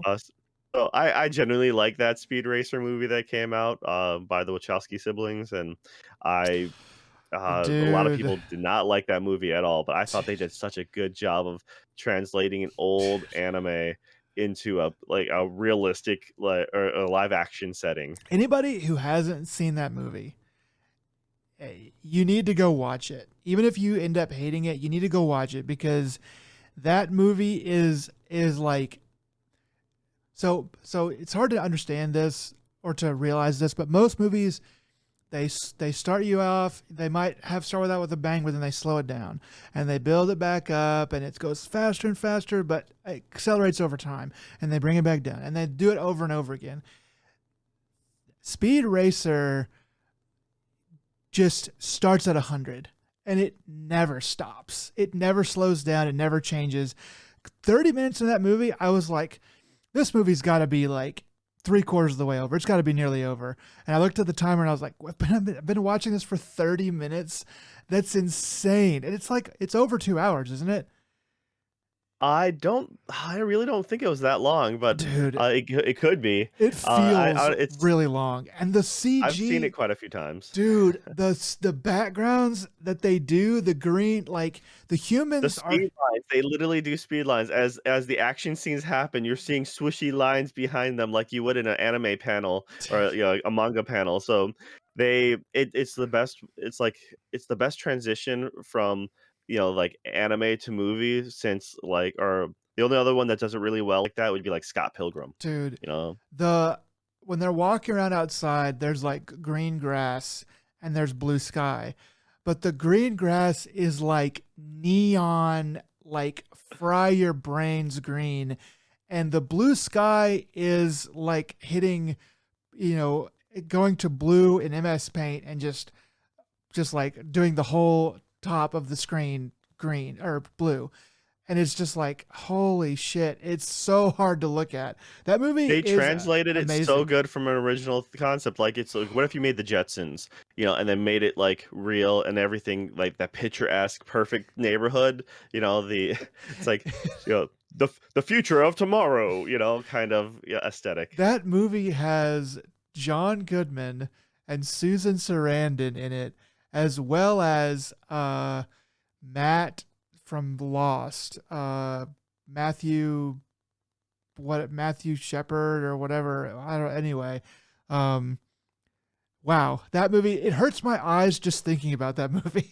Like, you gotta, if you haven't seen it, you should go watch it. For just be prepared for anything because it's wild. I was really glad I saw it in theaters. Oh, oh, dude, you probably couldn't see straight for a week. It was not that bad. It's But yeah, bad. so anyways, Forza Horizon 5 Hot Wheels, that's what it reminded me of instantly. Then there's let's see, they talked a little bit about Stalker 2. Uh, I'm interested in it.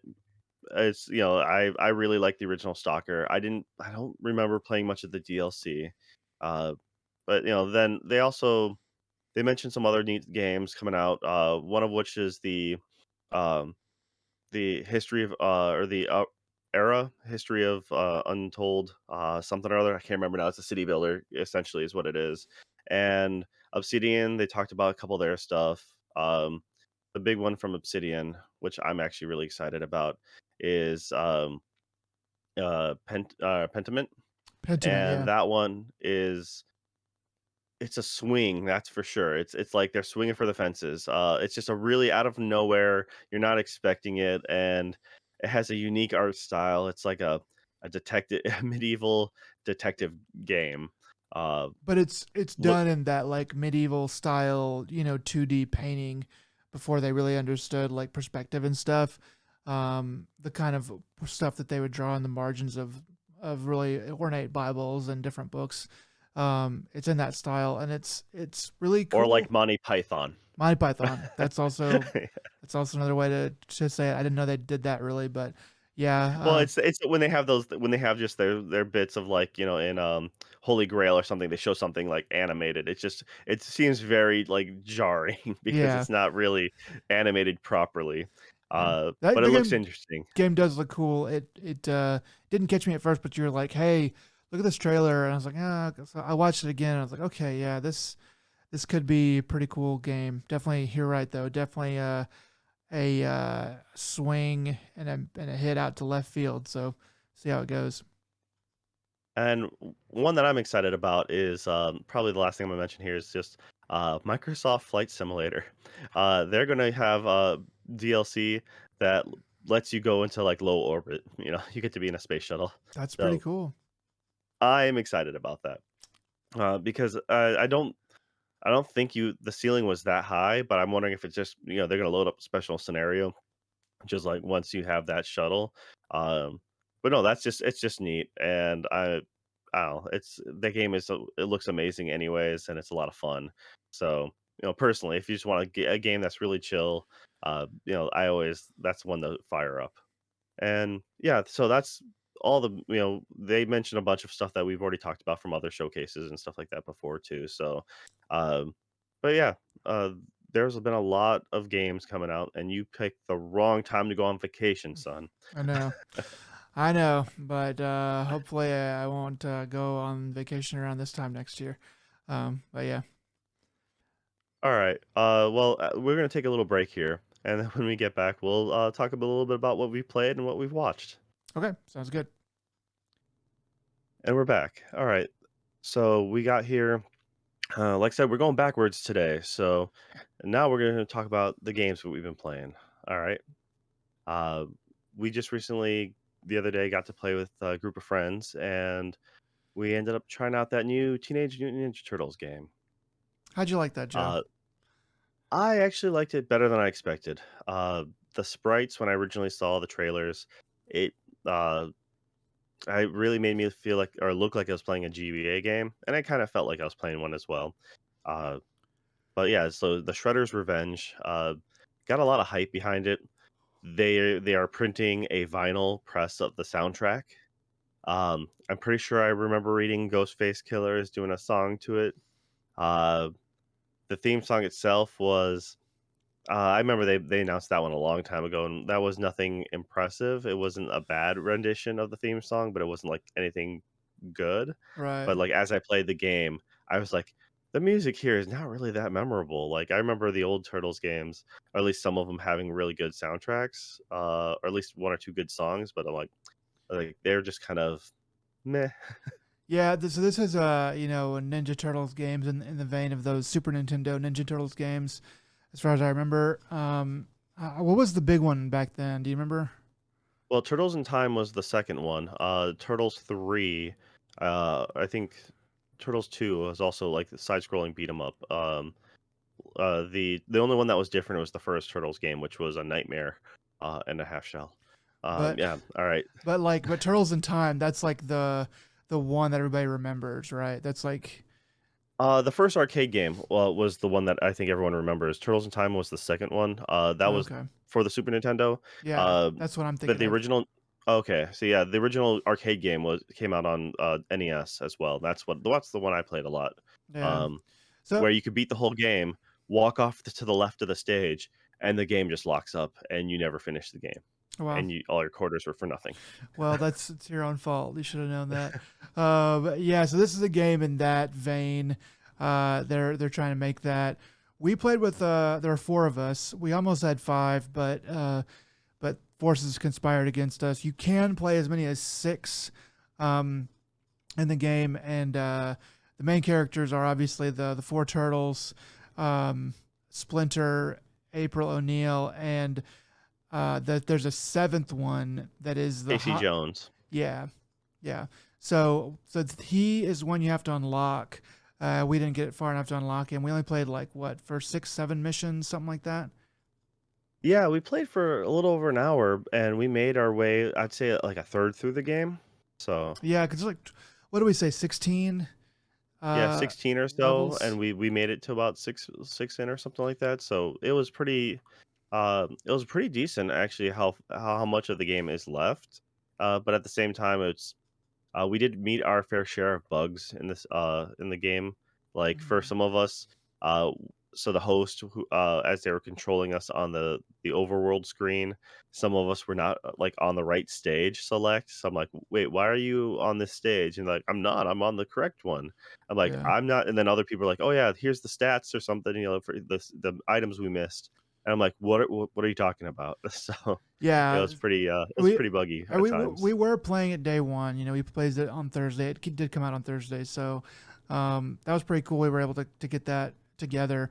But yeah, you know, playing it, I was like, okay, um, it's okay. We were all kind of playing separately at the same time, as opposed to any kind of co-op. I could have used a little bit more, maybe on a harder difficulty. It would make more sense as far as like kind of playing together and having to really know your role and do stuff. But we kind of just kind of played around and hit things and kind of shot the shit. But it's not a game I'm really. If you guys want to play it again, I'd play with you, but I'm not gonna be uh, pining to go back to it really very often. It's it's I think it's like a $25 game, so it's not very expensive, but it just doesn't really seem like there's really that much left. Even after playing an hour, I really playing this for 10 hours. I doubt. I think I'd probably wrap it all up in about five, as much as I'd actually want to play anyway.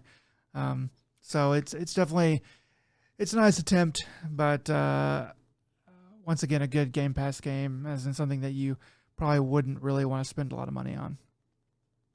Yeah, I found that it was fun enough, but once again, it's not a very technical heavy game. So if you're looking for any real skill, juggles or anything like that, no, this is very much in the vein of, you pump like the old games where you just pump a quarter into it and just, have your fun time, but it's I wish there was more to it, more special moves or more variant. It's straight up a button masher, which is awesome for younger kids, which is probably primarily what it's probably targeted towards. Yeah, Because you know, Turtles keeps on getting revamped for from Nickelodeon every few years. They come out with a new series, new art style.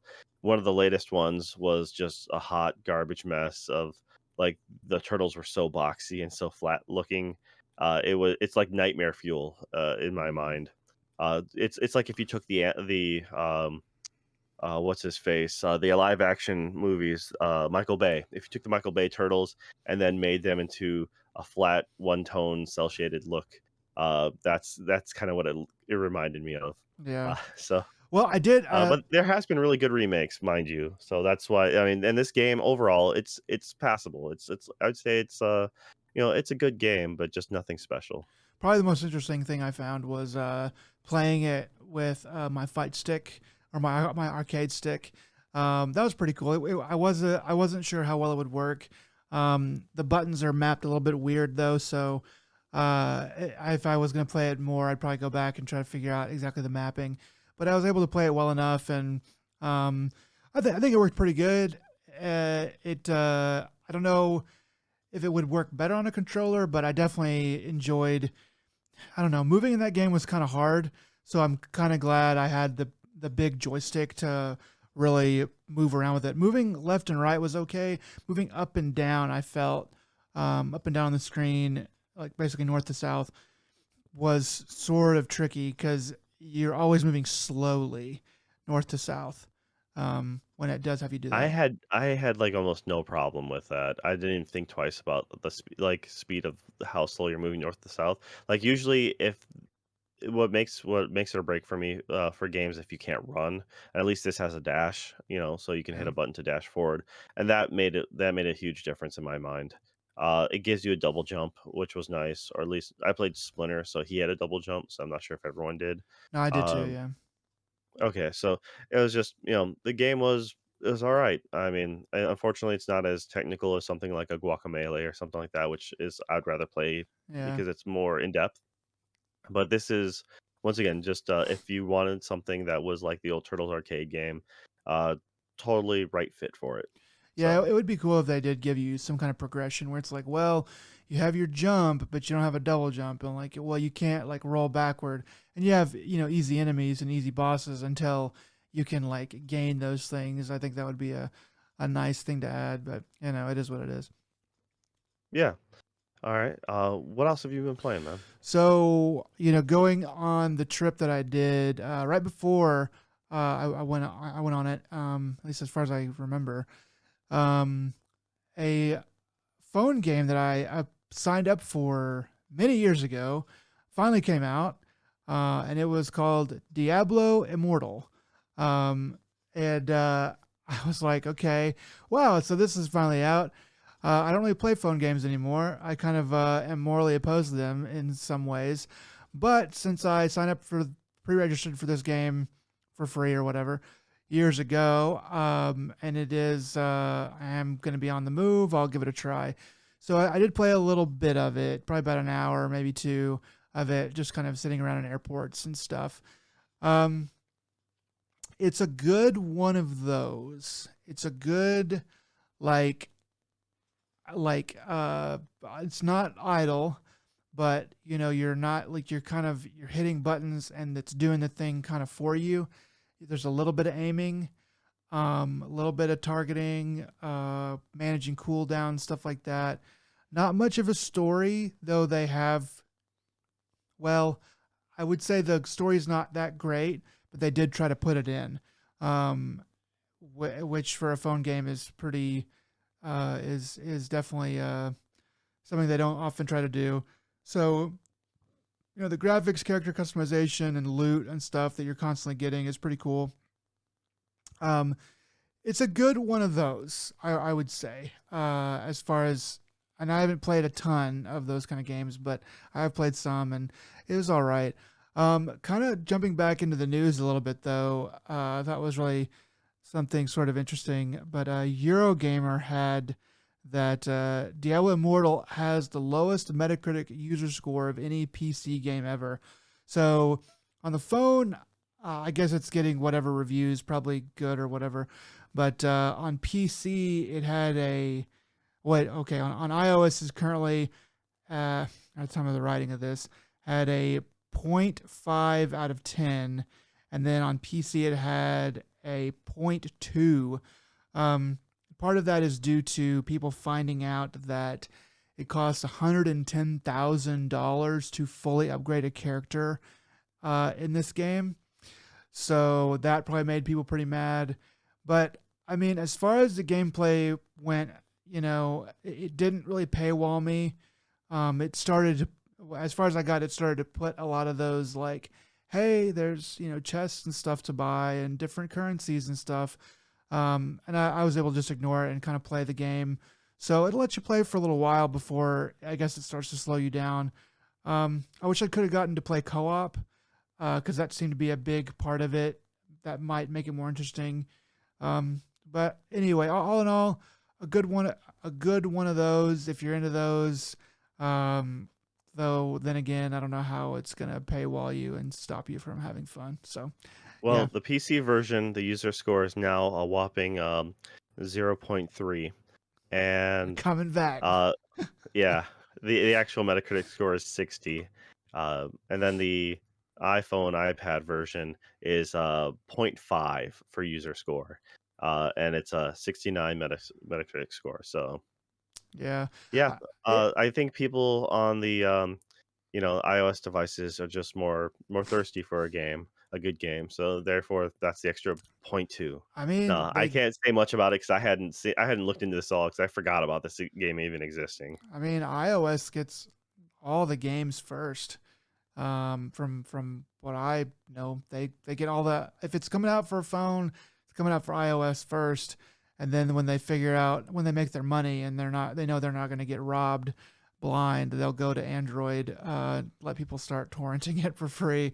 But I don't know. Like I wasn't expecting too much um, from a phone game on PC. This I would say this is dog shit, but on a phone you're playing around, you're waiting for the bus or whatever. It's not horrible. So yeah, it is what it is. But uh, I just thought that the Euro Gamer report about it having such a low scores across the board was funny and newsworthy. But yeah. Yeah. All right. Well, other than that, what have you been watching, man? You seem to have caught up on a few things. Yeah, so also on these planes and stuff, I was able to I've been working on a couple different manga series and I was able to finish Biomega, which I think I mentioned on this show before. And I was able to finish Chainsaw Man, which I know I also was able to finish before, or I also mentioned it before. Um, both of them very good, not too terribly long. I think Biomega is like 66 chapters. After I finished reading that, I was like, what the hell did I just read? And so I typed that into Google. What the hell is Biomega about?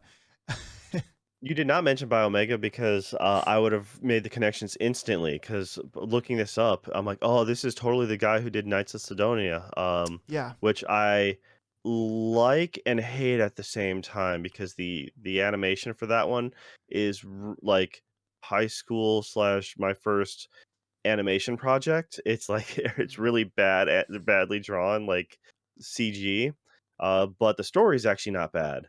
And that was like one of an early Netflix thing or something. Or it's the same team Netflix pays to do like a lot of their animation styles for. Do you know Um, when Knights of Sidonia initially came out, the manga? the manga is saying the original run was '09, Okay. '09 to 2015. So he definitely did this after Biomega. I think Biomega was his first foray into like serious foray into the manga world. Okay, so I guess I haven't talked about Biomega. Dang it, I didn't mean Biomega. I meant Blame. Biomega was the first thing I ever wrote or I ever read by this author. What's his name? The author is uh, Tetsutomu Nihei. Nihei. So That's it. Yeah. yeah. Yeah, Nihei. So I read Biomega back in college, and it's or part of it. It's not very long. It's sort of a rehash of Blame. Sorry, Blame is what I read. I don't know why I've never been able to replace that. Blame is the first thing that he did back in the late '90s. And so when I finished that, and I was like, what the hell did I just read? So Blame is it's a cyberpunkian future uh, where humanity is sort of sparsely populated inside this huge mega city. And they don't really explain, he doesn't really explain like anything uh, except in little tiny blurbs. And that actually makes it more interesting because you're constantly like, what is this? Why? You're kind of asking yourself the question, and that's what keeps you reading. Um, and then it gets really annoying because there's like nothing given to you. So So it was a bit of an irritating read, but it wasn't terribly long. And I did enjoy the art style. The guy Nihei started out as a like an architecture major, or he was an architecture graduate. So the architecture and the building drawings in the manga of Blame are front and center, and they are kind of the main thing. I know it's kind of hard to like imagine that as being interesting, but he definitely weaves in the story and makes it very interesting. Um, I don't know if I'd recommend it. It was up my alley and it wasn't too terribly long. Um, there's not a lot of text, so you can kind of blow through a lot of it pretty quickly. But there were a lot of times where I had to go back and, for lack of a better term, reread the drawing, because I would go like 5 or 10 pages and I go, what the heck? And I have to retrace my steps and go, oh, I missed this little shadow here or that little, button there in a tiny little panel. But anyway, Blame is pretty cool. I think they have that movie on Netflix. They do. I've avoided it because once again, I I have a love-hate relationship with this studio, that does the animation for it. Like, I really didn't like Knights of Sidonia's animation quality to the point where I didn't watch it, like, I gave up at it, and then I was bored enough and I started watching it again. I'm like, "The story is actually not bad." Um, the only caveat is, like, the story was like, "Hey, everyone's, like, clones of each other, so that's why we have the, like, 4 faces for all the female characters and like 4 faces for all the male characters because they're all clones of each other. And I'm like, that's a cheap ass way to make a CG like Yeah. series. I, That's pretty brilliant at the I, same time, but it's pretty cheap. we're gonna save some money. Yeah. Um, but Yes. they do other stuff that's actually all right too. Because before they did the movie Blaine, they did Ajin, and that one also had a pretty neat story to it. But the animation gets you can tell they've gotten better as time has gone on because as they've done more of these things. Um, but it's like they did the Godzilla trilogy of films on Netflix, the animated ones, and so yeah, it's just they've kind of gone through and kind of become better. Yeah. So yeah, maybe I'll give The Blame a shot. the Blame movie, I saw that it was on Netflix, and I was like, okay, I'll maybe watch that after I read it. I don't know. What I remember of it, it looked pretty kind of weird. Um, the Blame manga, I don't know. I would say read a little bit of it. If you like it, keep reading it, and if you don't, then just read a synopsis and read about what it's about, because what it's about is pretty interesting. Um, it just tells it in a convoluted way.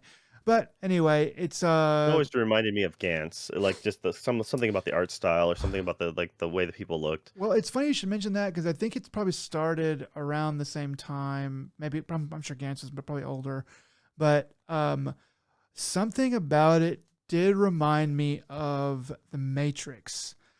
The way that some of the enemies are drawn is reminiscent of the machines in the Matrix, and I don't know, the super, like the super city reminds me of some of the things in the Matrix. And I looked it up, and Blame came out, I think began in 97. I think it went for 6 years until 2003. I think just one a month with probably breaks in there. So that would be right about the time that The Matrix was being filmed and then released in 99. So I think it's just an aesthetic choice of the 90s that just sort of these two, things. And really, really that makes sense, because The Matrix is very influenced by Japanese culture and Japanese in general. I mean, The Matrix itself is in Japanese. And then they borrowed a lot of scenes from Ghost in the Shell, the movie. So maybe it's just kind of a confluence of events, but I thought that was kind of interesting. Um, anyway, the other thing I finished on the way, so I finished that on the way to Yellowstone. On the way back, I ended up finishing Chainsaw Man, which I didn't have too much more of. Um, that was good. It ends the way that it ends the way that the story, that it makes sense for that story. I'm looking forward to the anime now, um, but definitely a weird series. I don't know if the anime ends up being not good. I can always at least recommend the manga because that was a wild, weird, well done thing. That's cool. Yeah. How about you, man? Have you been able to watch anything? I know you've been pretty busy. Yeah, it's I got a false start on that Miss Marvel series. Oh, And I've been trying, like the Disney had like it has it on there. I tried a few other things, but like nothing that's really stuck and nothing I can really commit to. And I've just been, I've barely even been able to watch any like anime or anything like that. So it's just, most of the series that I had mentioned before are still going on. I know Spriggan just came on Netflix, so I'm gonna try to give that one a shot. I always thought the main characters of that one looked similar to, uh, was it Full Metal Panic? Not to be confused with Full Metal Alchemist. I know. Yeah. So yeah, Full Metal Panic. Sosuke Sagara's character, like when he's in a mech suit fighting, the main character for Spriggan looks very similar. They have like the same um, partial helmet or like rugby headgear. Yeah. Essentially, it's a headband covers the ears and lets your tuft of hair out on the top. You know, Yeah. uh, and so whenever I seen it, whenever I just saw like pictures, I'm like, oh, this is just mocking, like comic copying this, right? That's so. But no, they made it's like a 6 episode series. So I'm like, hey, maybe it's worth giving a quick look. I could probably fit that in. But yeah, no, unfortunately, haven't gotten around to watching any decent movies or anything like that lately either. It's just, um, it's essentially just enough time to my kid's evolving. Essentially, is what's happening. He's become more of a handful. He knows how to operate the baby gate now, and he's doing like They can open doors. he's stacking furniture or he's stacking his toys in a manner which was like watch me like parkour up this thing and try to hurdle things. I'm like, no, dude, you can't. You just can't do this. And he's Oh, just like, I don't care. they're learning. He'll look at, yeah, right. I'm like, stop evolving. I'm glad you're, I'd rather have my kid be too smart than The too other simple, way. but still. Yeah. Yeah. I did just last night sign up for High Dive, which is Okay. the new Yep. Crunchyroll competitor. Because I found out that your boy Cone Ming is on there, and I kind of wanted to watch a little bit of that. And then the Executioner and Her Way of Life is on there. Um, they don't have very much. They have a couple old series and they have a couple simulcasts. They're only $5 a month. And I went ahead and got a year because it was cheaper in the long run that way. So I was like, okay, I'll go ahead and give this a try. I was a little bit worried whenever Crunchyroll got, or whenever Sony bought Funimation. I don't Yep. know how that merger all went, but I was kind of like, well, dang, that's kind of like, there's Netflix. There's a couple other channels that have a little bit of anime, but Crunchyroll now is pretty much the only game in town if you really like anime and you not Well, it's and all owned by Sony. Yeah. So, yeah, yeah. So High Dive, I was like, okay, interesting. There's another like there's a new challenger approaches, and they're a Houston-based company. They've only been around since like 2017, I think I read. But anyway, they've got a yeah, couple. they usually have one or two series every season, roughly about two, and so I've recognized them for a while now. I didn't realize they were their own channel because I just stream everything off the internet. Yeah, Yep, that's right, it's there. So yeah, it's it's it's one easy. of those things that, I know. hey, Yeah. but no, and they have a really good intro, like opposed to Funimation is loud and bright, and it gets my kids' attention for a hot second, and I guess that's what they're doing for the ADD mentality of like, ooh, pretty colors. While High Dive is just a good low bass beat. It's just like, doo, and that's it. And like, okay, you remind me of the Adobe like sound system. Oh yeah, that startup. Yeah, yeah. So I kind of have looked at their app and stuff.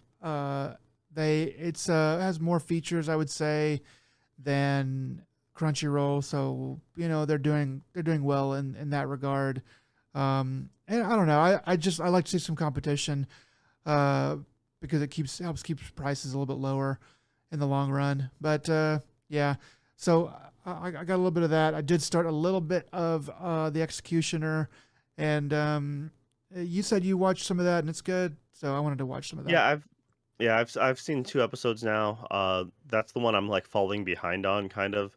But they did just recently show a preview for, Overlord, season 4, Oh yeah, and I'm you, excited for that one. It's a series that's really, as far as animated goes, like, it's really weird because season 1 was like, okay, your normal run-of-the-mill kind of isekai thing, and this but, getting thrown into your MMO, okay. And that was a fun little story.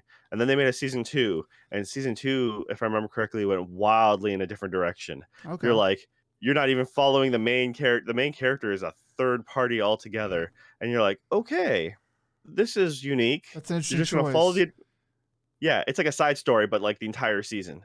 And you're like, then you go back to season 3, and then you're like, the guy, like spoiler barely, but everything that happened in season 2 now just pushed to the side. You're like, wait, that person's not going to be more of a main character? No, no, they're just kind of delegated as um like to the side fodder. I'm like, okay, that's a fucking bold move, man. That Uh, just tells me that just tells me, well, we got a new showrunner, and they don't fucking like that character, so they're gonna be pushed off into left field. Fuck them. But yeah, so I don't know, man. I like the series though, and it's just generally who is it? Myth and Royd do the soundtracks for these, if I remember correctly, which are usually pretty good for. It's like a J Brock or something like that. It's not your normal J pop filler for opening or ending. So these ones usually have a good beat, and like if you want something that's not your normal fanfare, so I generally like that. Just like I think Myth and Royd do the writing for the song ender for the one skeleton isekai that's currently going on. And I'm yeah, forgetting the name of it, but, it's just like, 'cause, I remember with the ending. No, that's right, it was Unison Square Garden. They're the ones who do something that, and, like, because when I heard it, I'm like, "This sounds like Myth and Royd," and then it's like it pops up with Unison Square Garden doing, like, the writing for it. I'm like, "Wait, what?" So that was a unique, throw. I'm like, I was not expecting that. huh, So, weird. but no, Yeah, there's this series is season of anime is going pretty well. I'm not disappointed with it at all. So there's quite a few good ones. yeah. I mean, it's pretty hard to beat the winter season. I think I haven't gotten too much into it, but Spy Family I'm keeping up with, and that's like been like the number one rated on some of the things I follow, which I don't know how how accurate that is, but if it is like the top anime of the season, it's good, but it's definitely a weaker season to me than last. But yeah, we'll probably get more into that next time when I haven't been able to really watch that much. I've only been kind of picking at it. I've been diving through Ozark, and I'll be talking about that probably next time because I'm almost done with that. I'm on like halfway through the very last season, so I should be done with that by the next time we do a thing. But after that, I'm gonna try to stick on anime and really try to power through a bunch of series. But yeah, anyway, that's pretty much it Totally for me. recommend. I totally if you get some chance, recommend giving that Kaguya-sama Love Is War. Go back to season one. I It's know because this is the that's third. I know like I just kind of turned on Executioner because I was like, well, I'm just gonna see what this is like. But Kaguya-sama is like my number one thing after I'm gonna finish up uh dadgummit, if I wasn't talking about something else, I'm gonna finish up um dang it, what's the one about the little girls school? Right, Little Girl School. Wait, you're talking about Spy Family? No, Little girl going to school no, the school of the little girls.